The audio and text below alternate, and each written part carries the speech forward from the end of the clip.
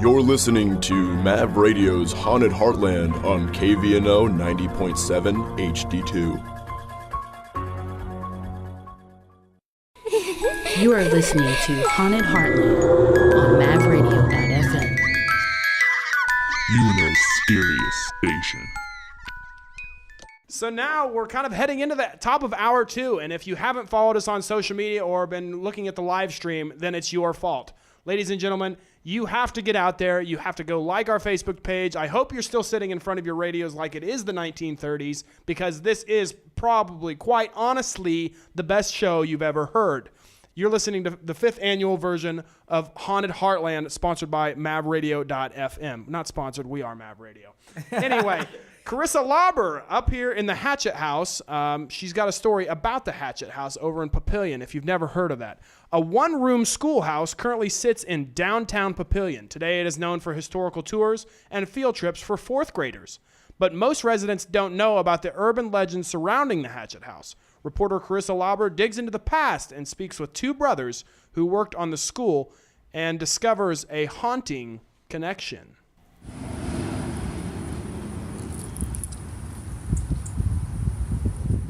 The story of the Hatchet House dates back to the 1890s. Legend says that a school teacher from the Portal Schoolhouse went crazy and chopped off her students' heads, locked them in the attic, and threw their hearts over the bridge. Since then, blood is said to leak from the school's ceiling every Halloween. For years, teenagers snuck into the school around Halloween to see if the legend was true. However, the story gave brothers Leland and Lorne Lape of Lape & Sons Construction their own personal nightmares. During Halloween, kids would break and vandalize the school. They'd bust out the windows and tear up the desk and chop up the doors. Then we'd have to go out and fix it. But it wasn't just the mess that was frightening. It was just spooky. It always felt like there was somebody staring at you all the time. You'd always want to turn your head and, and somebody there, but there wasn't, From run-ins with police officers to having to open the attic of the schoolhouse, the Lape brothers have had their fair share of spooky experiences. Me and Lord were out there this one time. They vandalized the school, and the deputy sheriff come in and asked if we were burglars, and scared the hell out of us. We both jumped up. He goes, "Are you burglars?" I go, "No, sir, we're here to fix the school." But no matter what the task was, Lorne Lape refused to go in the basement or the attic, where the bodies of the students were said to lie. I wouldn't do it. Dad had to go down there. The urban legend was popular from the 1920s until it died out in the 1980s. The vandalism stopped after the body of 12-year-old Christopher Walden was found nearby the school. Walden was murdered by John Juber in 1983. After they moved it to town and they found that Juber kid buried body out there that way, that kind of ended it. The Portal Schoolhouse was purchased by the Papillion Historical Society in 1995. The Historical Society declined to comment on a story focusing on the urban legend. This is because the schoolhouse is now seen as a historical landmark that offers tours, field trips for 4th grade students, and meetings with Santa Claus during Papillion's Winter Wonderland event. G. Stanley Hall 1st grade teacher Jim Mertz used to take her 4th grade students to the schoolhouse to learn about the history of the school. During the trips, a member of the Historical Society acted as a teacher from the 1890s to give the students a feel for what it was like to learn in a one-room schoolhouse. It was kind of like stepping back in time. The person that was the teacher, she had on typical clothing of that time period, and she was very strict. She had a whacking stick, and if a student was not answering correctly or following directions, she would whack their chairs. Since Mertz did not grow up in Papillion, she was unfamiliar with the legend when she visited the schoolhouse. She says she never noticed anything creepy or unusual at the school, just that it had a very old feel. I actually wish I would have known about the legend before I took the 4th graders, because I think some of them would have been able to handle some of that. I do think that oral history is really important, and these stories that we tell are really important, and I think that they get lost. So I would have liked to have told them at least parts of it. I think it's something that should come back, honestly. Papillion hosts an event called Winter Wonderland during the weekend after Thanksgiving. During this event, the schoolhouse acts as Santa's workshop where children can meet Santa. But even though the schoolhouse is disguised, it still gives Lorne Lape the chills when he goes to the vent and the school's attic is open. It just set goosebumps down my spine. Even though the Late brothers fixed up the school together, they have different opinions about the truth of the urban legend. I don't think it's a true story. There'd have to be some kind of a record somewhere in the county. Lauren Lape, however, thinks there could be some truth to the story and wonders if it was the spirits of the murdered students who vandalized the school. When I was in high school, a lot of the kids would like to drive out there and sit in the parking lot and drink beer. And I would never go because I was always figuring they're disturbing the dead. I don't really believe in dead, but I believe in spirits. For MAV Radio, I'm Carissa Lauber. The Portal Schoolhouse is located at 242 North Jefferson Street in downtown Papillion. If you want to see if the urban legend is also true, the Papillion Historical Society offers tours by appointment. It is also during Papillion's Winter Wonderland event, which is scheduled Saturday, November 25th from 5 to 9 p.m. Reporter Carissa Lauber is outside the schoolhouse now. Carissa, tell me, why the heck is Santa Claus in that building? Ever? You know, I don't know. I first went to the Winter Wonderland event last year, and when I went by the Hatchet House, I was just like, the Hatchet House is Santa's workshop? I thought that was unbelievable. It just didn't seem right to me. Yeah, and did you have anything that really surprised you about the investigation? Granted, I mean, Santa being in that schoolhouse is probably pretty surprising, but are there any other revelations that you found that you really want to talk about, let listeners know about? Yeah, definitely the John Joubert connection. That was something that I did not know about before doing an investigation. The last thing I expected when I was going to look into the Portal Schoolhouse was that it was going to be tied to a serial killer. That's wild. Also, do you think Santa is a serial killer? Because, I mean, there is an off-season for Christmas. Let's be real about that. Thanks, Carissa. I really appreciate that. That was a rhetorical question. You don't have to answer that one. Thank you. So now we are on our way through the second hour, and I'm going to hand it back over to DK to give you kind of a teaser of what's coming up next. Well, we have a little story time. I have a little story to tell you guys. Ooh. Along with a couple of things that happen once you die and things that fly in the sky. What? Oh, yeah. Are you Dr. Seuss right now? Hey, one fish, two fish, red fish, blue fish. That's the scariest horror film I've ever heard of. Please, DK, tell us, did you see any costumes on campus this week, or is that what you're referring to? I don't get questions very well. Well, or rhymes. I did see costumes on campus, but the costume I'm referring to is not the ones I saw on campus, Lyle. What, birthday suit? Oh, not a birthday suit at all. Fully clothed suit. How about that? All right. Please elaborate. All right. So my mother is one to never let me celebrate Halloween as a kid growing up. I could never go trick-or-treating. I couldn't do anything. What? Literally nothing. Literally like nothing. I was in the house while all the other kids were out having a good time trick-or-treating. My mom is very, very religious, and she strongly believes that it's the devil's holiday, Halloween. Still to this day, she thinks it's the devil's holiday. So what? The devil's holiday? Hallows Eve, man. I have no idea. I'll tell you something that this is how evil my mom is. So whenever you go trick-or-treating, you only go to the houses where the lights are on, okay? Okay. So if the lights are off, you're not supposed to go knock on that door. Well, my mother, Miss Rosalind Kellum, she decides to turn her lights on just so she can tell kids, not today, no trick-or-treating at this house. Did she hand him like a bill or something? Like say, hey, like good luck. Like here's a bill. Like, did she give him a Bible? No, she handed out Bible verses. Oh, I was close. All day, and she didn't hand them out in paper. She handed them out vocally.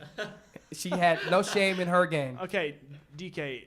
Speaking of game, did she ever like let off her game and let you go trick or treating? Did you ever have one experience trick or treating? Well, there was one time in band camp. Now I'm teasing. There was this one time I was 14 years old. A lot of my friends were going trick-or-treating in my neighborhood.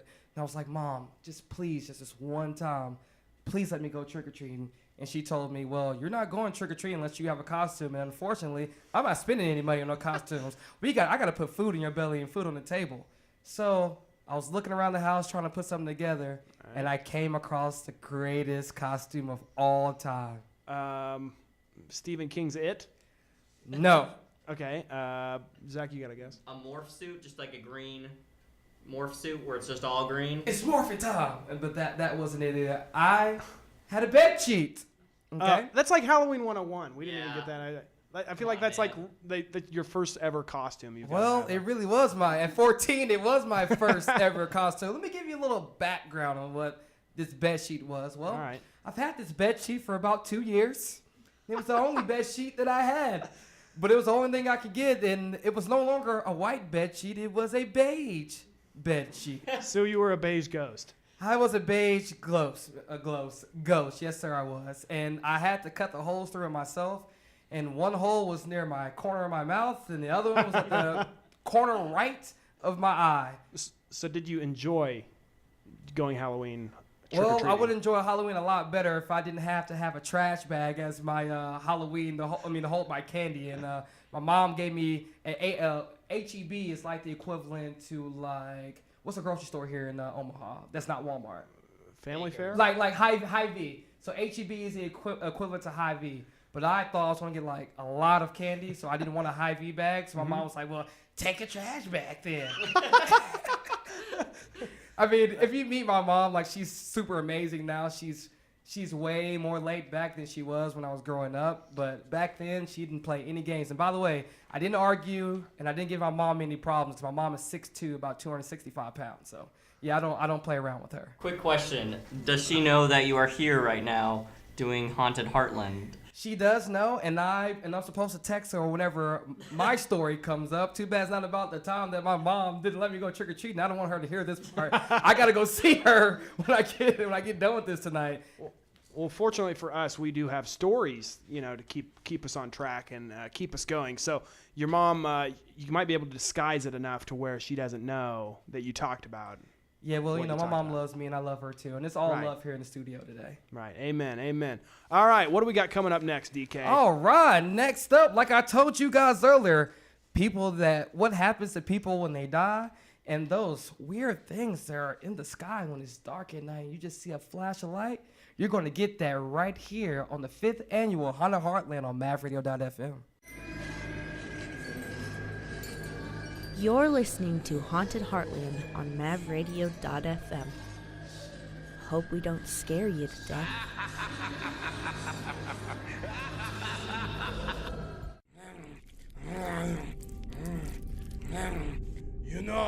Being cannibal isn't too hard, especially when you have support of mavradio.fm's Haunted Heartland.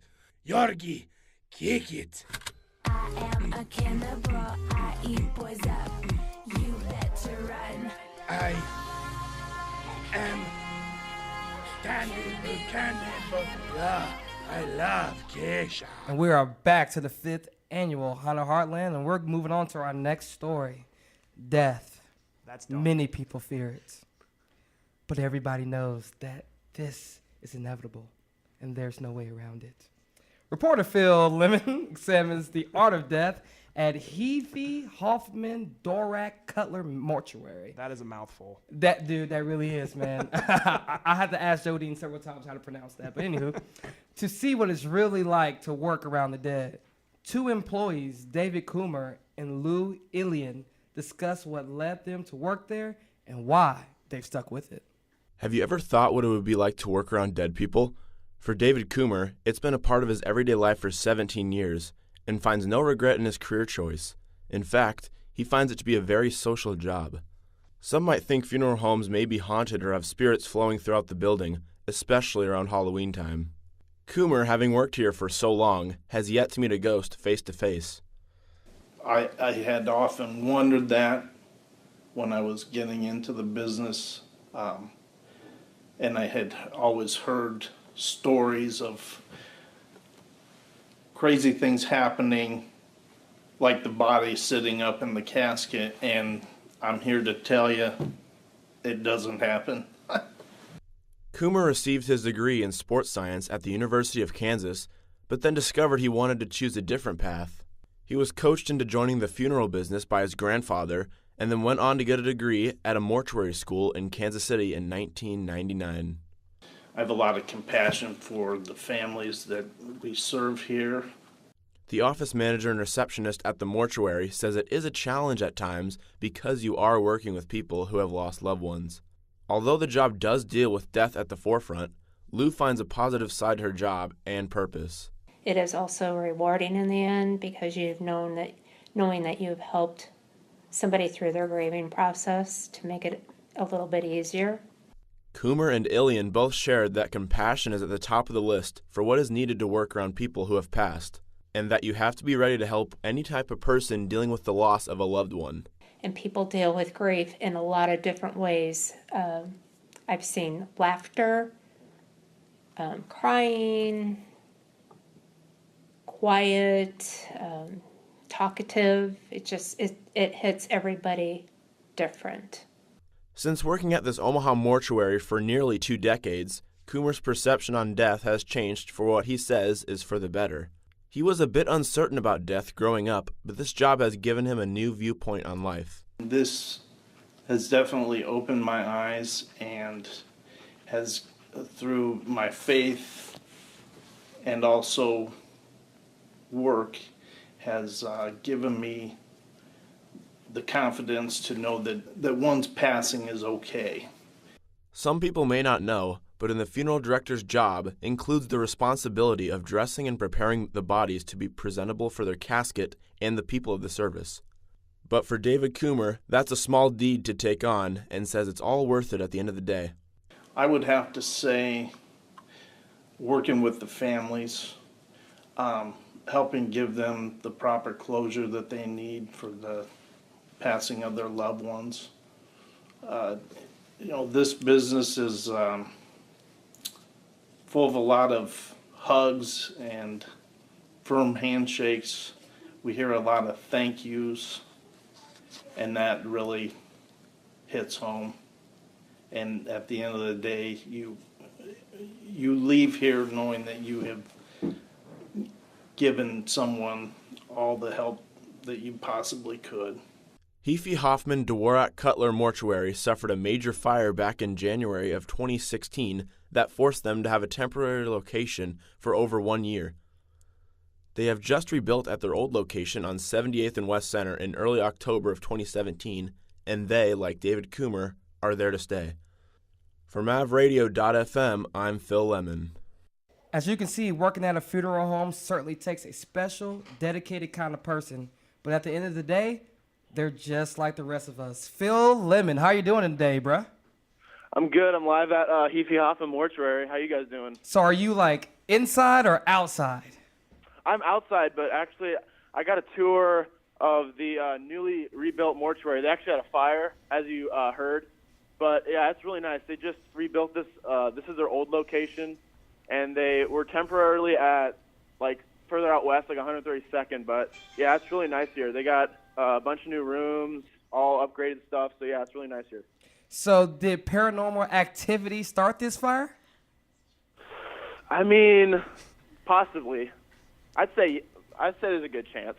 Hey, Phil, did you get a chance to check out those new coffins they got installed, or? Oh yeah, I did. I did a few weeks ago when I toured, and I actually saw the most expensive one was like $15,000. That's pocket change for college students.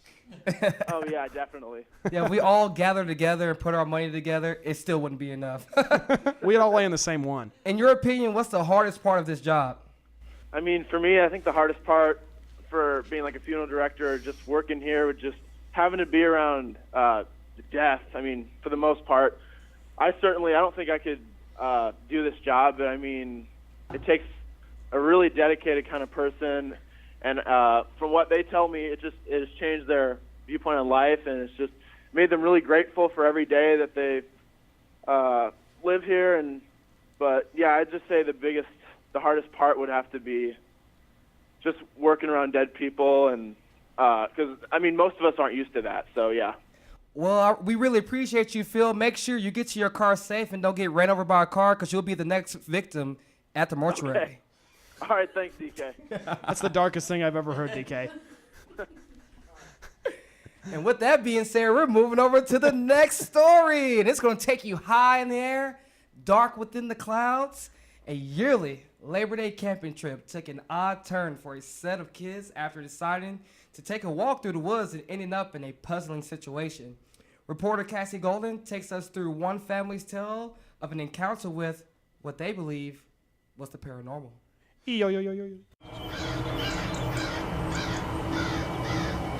most families, the thought of an unidentified flying object, or UFO, is far from their brain when embarking on a camping trip.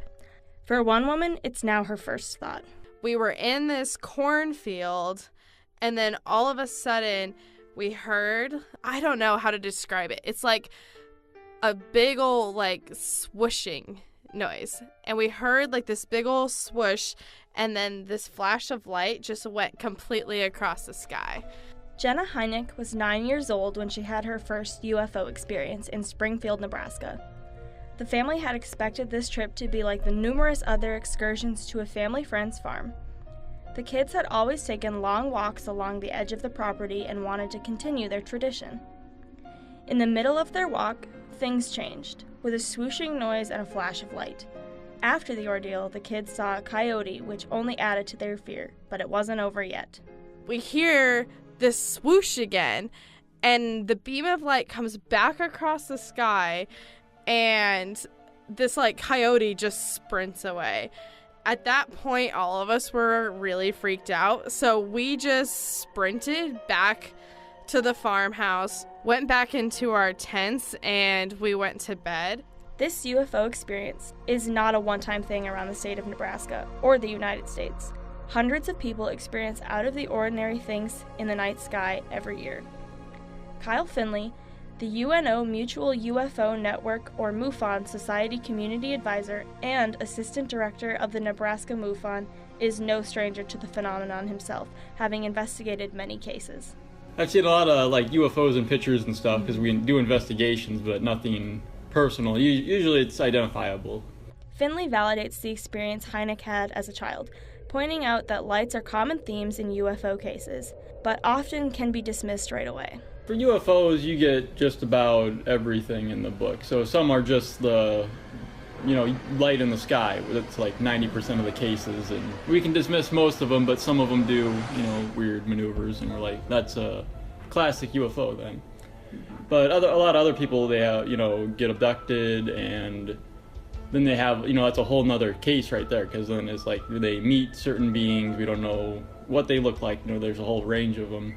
Finley went on to say that there are categories of UFO cases, and that within the categories, people's experiences stay consistent. First experiences tend to be traumatic to the victims, but the first case is never really the last. Usually, even somebody who usually gets like one case early in their life, they tend to have more cases happen later throughout their life, so it's like, they get picked or something like that, and then it just keeps reoccurring. A paranormal experience sticks with people of all ages. For Heineck, this is true 10 years later. In all honesty, the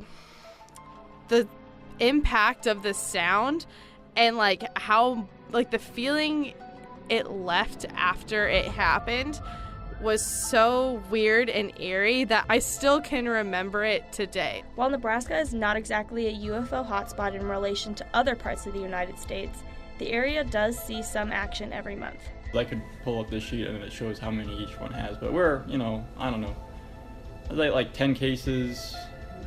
I don't know if it's 10 cases a month, it'd probably be a little bit less than that. But this last month we had about 5 cases. The cases vary from lights in the night sky to Google balloons taking pictures for Google Maps, but occasionally a really good case falls into their lap. A case in Jefferson County about a lady having problems with her chickens sticks out to Finley. And one in Jefferson County where a lady was having, she was feeling scared and she looks outside, sees like a UFO around the place. But she also reports, it's on a farm in Jefferson County.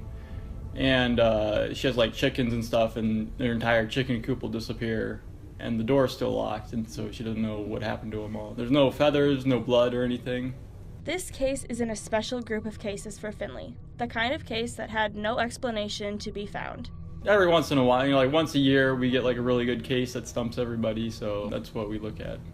In a 2015 Newsweek poll, 54% of Americans said they believe in aliens, a 4% jump from a 2013 poll by the same group. The belief in extraterrestrial life grows. Questions about UFOs and these beings rise. But there's one thing that's for sure. The truth is out there. For MavRadio.fm, I'm Cassie Golden.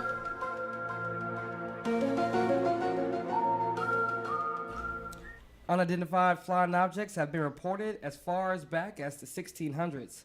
In Nebraska, the first reported UFO was in 1884, and reports haven't stopped since. Reporter Cassie Golden is on the scene at a familiar location to a lot of Nebraska UFO stories. What's up, Cassie? How you doing? I'm doing good, DK. How are you? I'm great. The first question I have to ask, and I've been waiting for you all night. Any crop circles? No crop circles right now, sadly. All right, Cassie, so tell us about where you're at right now and what it's like. I am in a cornfield in Papillion right now, and it is very cold and very scary. Hey, Cassie, how many ears of corn are on each of them plant stocks? I need to know how many bushels per acre that farmer going to get there. Oh, I'll count them and get back to you, Lyle. All right, thanks a lot. Appreciate that. I mean, what a coincidence. We're in Nebraska and you're in the cornfield. I mean, is there anything else out here in Nebraska? Not that I know of. So how did Jenna act whenever when you asked her about this event? Jenna is the kind of person who you just believe. She really seemed to have her story straight. It didn't feel like she was trying to make me understand. She just saw what she saw, and that's the story she has to tell. So do you believe her? Do you believe that she really saw UFOs? Do you believe in UFOs? I do believe in UFOs, yes. I'm a big alien believer. So, Cassie, you said you were scared. Is it because you saw a UFO, or did you see like an alien farmer? Is that what scared you? I or did not see an alien the farmer. Oh, but, the night is young. I still might see a UFO tonight. Aliens need to eat too. Maybe they're just in cornfields because they like corn. Maybe that's it. Maybe you cracked it. Well, thank you, Cassie. We really appreciate your time, and good luck out there with the signs. You've seen the movie Signs, right? Oh, yes. Yeah, so you make sure you be careful. Have your rake ready to go. Rake them up. Okay, thank you, guys. All right, and when we come back, we have our two own hosts' stories. Who, me? Yeah, DK and Lyle. I didn't write a story. Well, you're about to be shocked then, because we have some from It's fake news. So stick around. This is Mav Radio's Haunted Heartland, the 5th annual, and don't forget to check us out on social media. We will be right back. Yes, sir.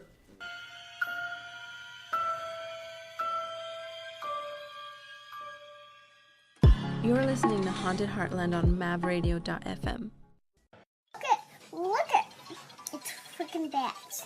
I love Halloween. Haunted Heartland on mavradio.fm. What is up? It is your boy, Z-Zach. I didn't think of a nickname before I went into that. I just kind of went with it.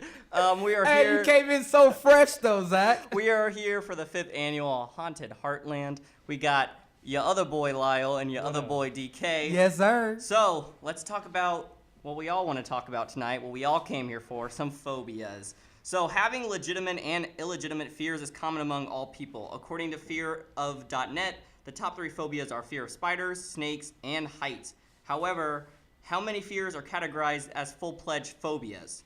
Your host here, Lyle. What up? Takes a step inside how phobias are organized, diagnosed, and treated. They made him too human. So I didn't see him as a happened. I must have cramped up or something, but I couldn't. I was at the bottom and I couldn't swim back up. His stance kind of want to throw up or cry. Ice cold water down my spine. Phobias. Things that trigger a specific reaction inside of you that make you avoid doing or seeing what you're scared of. According to the National Institute of Mental Health, 10% of Americans have a phobia. The same study also shows that nearly 23% of people living with phobias have never sought treatment for their fear. For the people who do seek treatment, there are 3 distinct but often related diagnoses: social phobias, agoraphobia, and specific phobias. Social phobias. My name is Erin Chance. My fear is public speaking. Or being looked at, criticized, or rejected by others.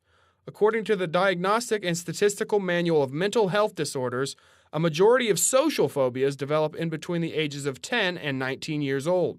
Agoraphobia. My name is Chase Winter, and I have a fear of riding shotgun. Or the irrational fear of situations in which escape is difficult, leading to avoidance of situations such as being home alone, traveling in a car, or being in a crowded area.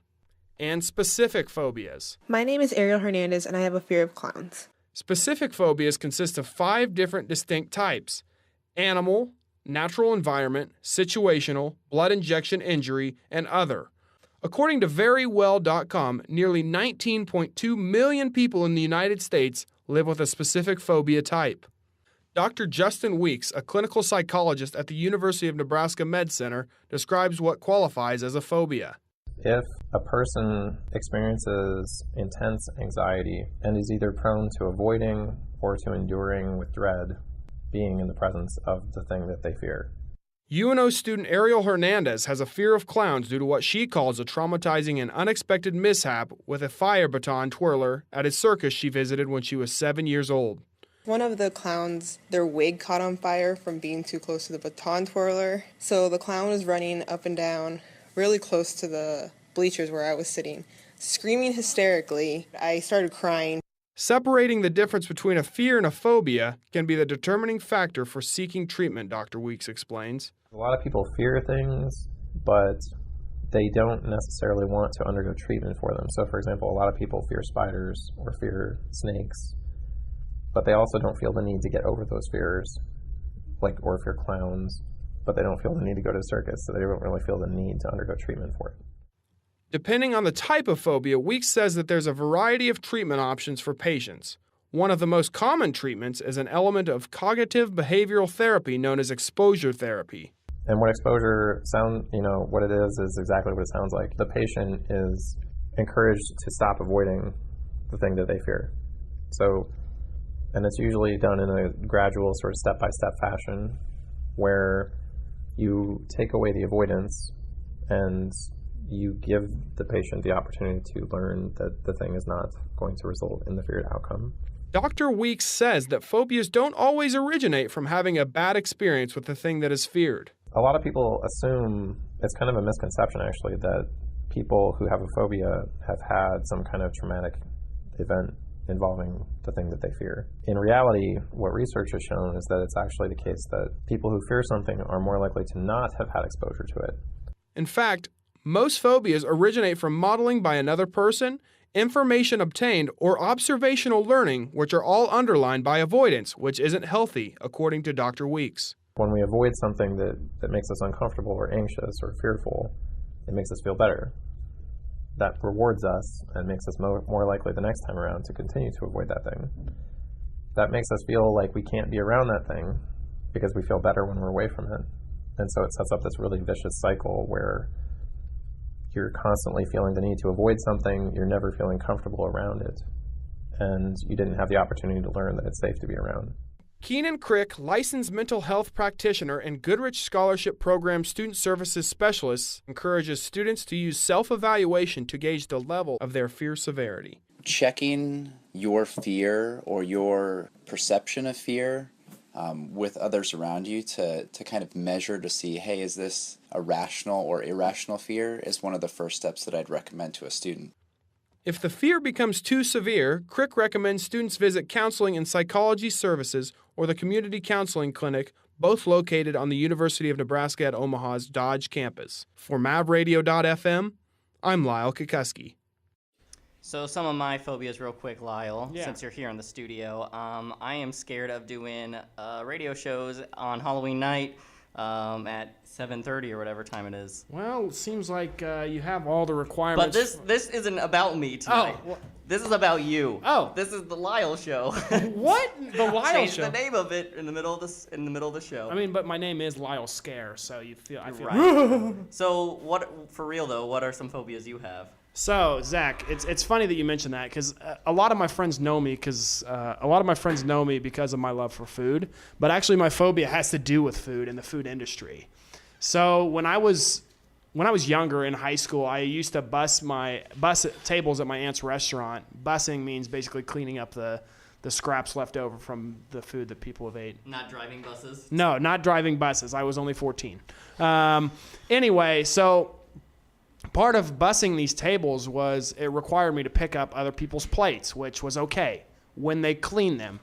However, when I picked up a plate and my thumb went in their food, I touched their food that they had ate off the plate, I'm like, oh, I got to drop it, because I just don't like the fact that I'm touching someone else's food that they put inside their mouth. Not only that, Thanksgiving actually is coming up, and I have an aunt that always makes ham balls, and everyone loves them except me. I just can't get I can't get around the substance. They're probably very good, but just the substance of a ham ball, that's like a fear of mine. Do you ever, when you're like cleaning dishes, when you like touch the wet food? Yeah. That's like a double. Like, I want to drown myself. Not in that water. I would literally go in the bathtub, fill it full, and then drown myself because I don't want to be anywhere near wet food. Wet, soggy bread, disgusting. Like, I can't live to be around any of that stuff. So if you have any of that in studio, please, DK, please tell me you don't have wet bread in the studio. I don't have wet bread, but I will tell you, my phobia, since we're just talking about phobias, I'm afraid of water, and I'm an Aquarius, so hey, the urban legends are true. I'll be darned. Well, but that's literally one of my fears, and I have not yet figured out a way to get over it, and I have never had treatment for it, but I'm thinking maybe I'll go back to Dr. Weeks and say, hey, can you help me out with my fear of wet food and food in general? I'm sure it's not the weirdest thing that they have seen. Yeah, what do you think the weirdest thing they've seen is? Fear of... There's like a real fear of... My sister actually has this fear of balloons. What? No. Terrified of balloons. I think the reasoning behind it is that if like it pops, it will scare her. Or... I don't know what the other or would be. So in the new movie It, like when It has a clown, like Stephen King has a clown, she's not scared of the clown. She's scared of the balloon in the clown's hand. Holding. Yeah. And the crazy thing is, I know for a fact that she went and saw that movie, and I guarantee you that she would have said that the scariest part would have been that balloon at the tunnel or whatever.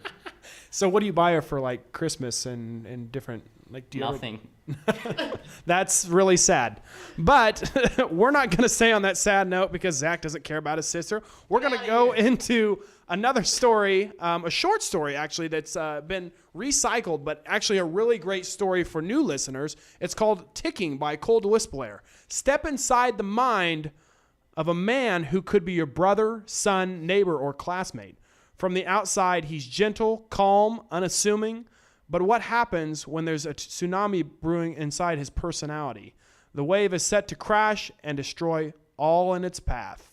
Here is Ticking.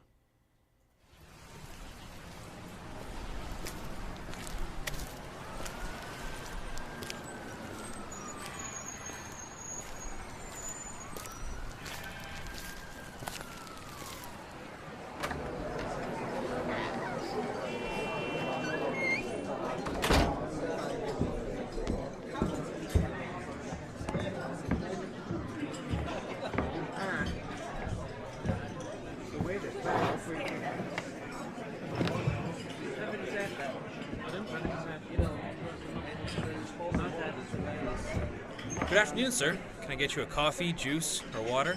I can grab you a menu if you'd like. No, I'm fine for now. Thank you. I'm just waiting for someone. Well, if you need anything, I'll be close by.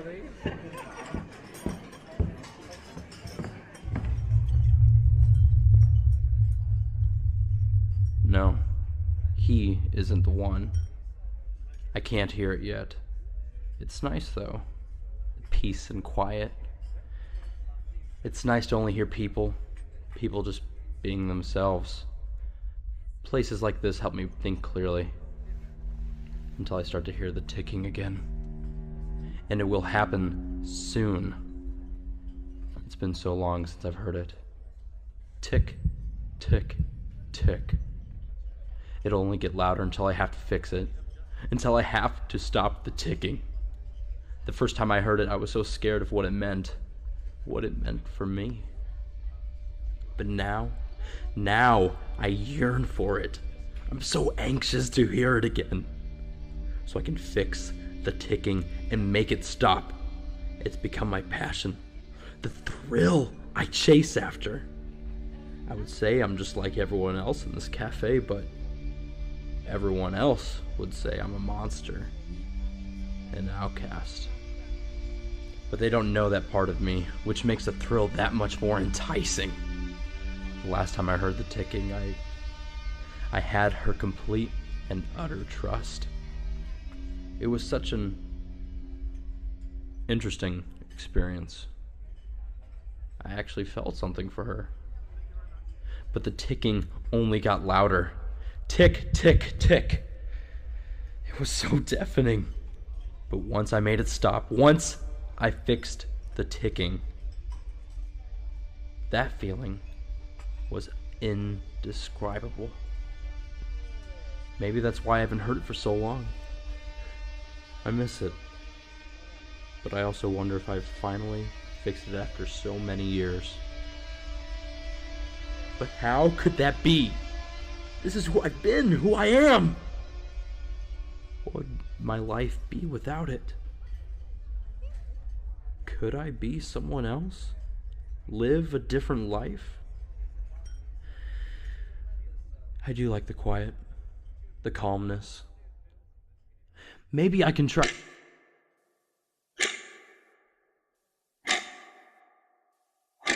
Sir. Excuse me, sir. Can you hear me? I'm sorry to bother you, but may I sit here? I can't find any open tables. Yeah, sure. I'm sorry. I was lost in thought. No, you're fine. I just need a place to study. To study? Yeah, I'm a psychology major, minoring in criminal justice. I'm just reading about the criminally insane right now.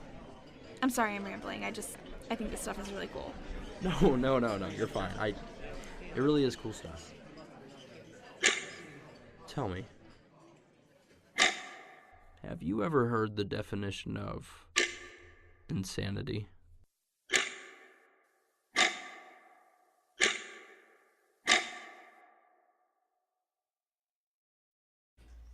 He literally sounds like an alcoholic to me. Yes, I would agree. DK? Anything? Sounds like alcoholic to me too. All right. I didn't know quite where you were going with that, but I've got a story kind of to add on to that. His personality really sounds like me in small town haunted houses. Tell us more. I need to know. Tell me more. Tell me more. So when I was younger, I went to school in a town of 67 people. It's not even a town. It'd be a village. It's got like 2 stop signs, not even stop lights. And one of the biggest traditions that we had in our town was a haunted house. And we didn't hire actors or like these big people that kind of get ramped up just to scare the crap out of people. But it was just literally students that wanted to help out. In fact, it was my best friend Shed is where we hosted this haunted house. Oh, I thought you meant your best friend's name was Shed, but it was his shed. We had it inside of his body, so we all shrunk down. What the heck, Zach? Really? My friend's name is Shed? Hey, out there in middle of nowhere, Nebraska, that would not surprise me. Me neither. That's true. So how big was this shed? It could probably fit two cars in it, but would that be considered as a garage? No. I guess that's what happens when you're from the city, man. Well, there was only one garage door, but if you like really back the cars like in the back of it, then you could probably fit 2. Okay. But that's not the point. I'm not selling you a shed, DK. I'm trying to tell a story about a haunted house. Sorry, sir. So anyway, we would literally empty this whole shed and put all the lawnmowers and everything outside. And my best friend's mom would actually decorate the inside of this shed to look kind of like a haunted mansion. And I mean, we had probably 30, 40, 50 kids come from like surrounding neighborhoods just so they could walk through this little haunted house.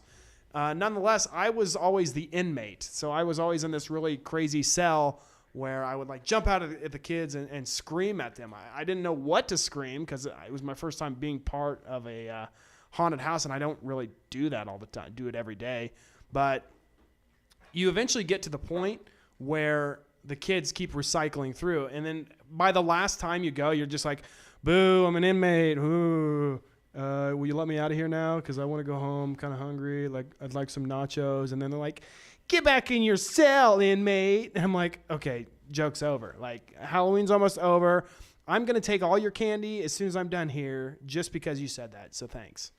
So what did your friend Shed do during this? I mean, Why couldn't you audition for a different part instead of having to play the inmate every single time? Well, see, I was just kind of used to being the inmate, so they just automatically assumed that I wanted to be the inmate. Just kind of like my brother Daniel.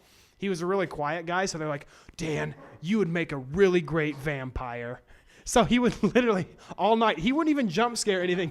He would lay in his fake coffin and just sit there, and people would be like, Dan, just do something. You got to scare these kids. And he's like, I'm not going to do anything. I'm just going to lay here. Lyle, you've known me for a while. What part would I would have played? You would have been the ungrateful father in a divorce. So you wouldn't like pay your child support. That would be like a section for you. What about me? Where am I at in the shed? DK, you would probably have to be at the door greeting people. Because you're scary enough as it is. Oh, man. Zing, zing, zing. I just gonna be just a loud person going around chasing people with a chainsaw? I mean, you could do that too, if you really wanted to. That's something I want to do before I die. It's like on my bucket list to be like one of those chainsaw people that just goes around just scaring people. Speaking of haunted house, have you ever been to one, DK? Have you ever been to a haunted house? Oh, gosh. Why'd you put me on a spot like that, man? Because I know you've got a good story. Just like the bedsheet one, like well, the beige bedsheet. So I went to Six Flags Over Texas in Dallas, and it was during Halloween, and I went through the haunted houses. And I don't like people scaring me. I'm not a scary type of person. So I have this thing that I do, is that I put my fingers in front of my face like blinds, so I can open and close them. And I put my thumbs in my ears, so that way I don't have to hear anything, so I can unblock and unblock eyesight and vision. Eyesight and vision, ain't that the same thing? And hearing, there we go. So we went through this haunted house, and I went with about 3 different girls and a different guy. And as we're going through the haunted house, every time somebody creeps up... Wait. You said different guy? What do you mean by different guy? What was different about him? Well, it was me, 3 ladies, and a guy. Oh, okay. Yeah, like just another some random guy. No, it wasn't a random guy. He just opened the door and he got in the car? Or? He's a good friend of mine. Oh, okay. Yeah, he drove down there with us, and he came with his wife.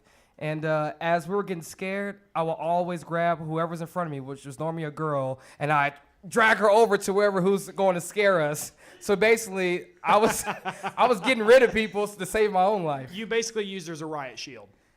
Yes, or you can call me a Spartan, because I was using her as a 300 shield. Nothing was getting past my phalanx. Wow, that is the most amazing thing ever. Zach, what do you do in haunted houses? I've only been to maybe about 1.5 in my entire life. 1.5. Have you ever heard of a fun little place called Nightmare on Q Street, also known as Funplex After Dark? Because that is all it is. But Funplex After Dark alone is pretty scary. But they used one of their little areas for a haunted house. And the scariest thing that happened didn't even happen inside the haunted house. I was with my girlfriend and 2 of her friends, and we were leaving. And this one girl that we were with just thought, I'm just going to sprint, which is, never a great thing to do at night. And she started sprinting towards the exit, and there was a... Hold on. Please tell me y'all sprinted right with her as she started to sprint. No. We're smarter than that. We let her sprint, and she sprinted into right into one of those chain link fences, but just like the single ones, and she clotheslined so hard and got the wind knocked out of her, and... It was terrifying to watch, but it was hilarious in retrospect. So are you now afraid of chain link fences? Phobia. Yeah, maybe. I don't know. I haven't explored that phobia. Because there's one right behind you. There always is. Okay, well, that brings us to kind of the okay. Devin's giving us the okay. He's producing the show. Special shout out to him. Yeah, he's doing a great job. Learned on the fly. So good. Learned from one of the best, Noah Sullinger. But in the meantime, we're going to take a quick commercial break here, and we're going to bring you back some more coverage of Haunted Heartland. But in the meantime, please go to our social media page, and listen to Haunted Heartland on the live stream. Give us a like, give us a follow, tweet at us, share. Laugh a little bit, enjoy yourself, and eat that Halloween candy that your kids happen to maybe pick up. Or if you don't have any Halloween candy, it's going to be on sale tomorrow. So there's always there's always a light at the end of the tunnel. And set up your dentist appointments for the next couple of weeks, because you're going to need them. Yeah, that's absolutely correct. So with that being said, we're going to take a quick commercial break, and we're going to lead right into another story at the top of the hour featuring your very own DK Kellum. Stay tuned. Yes.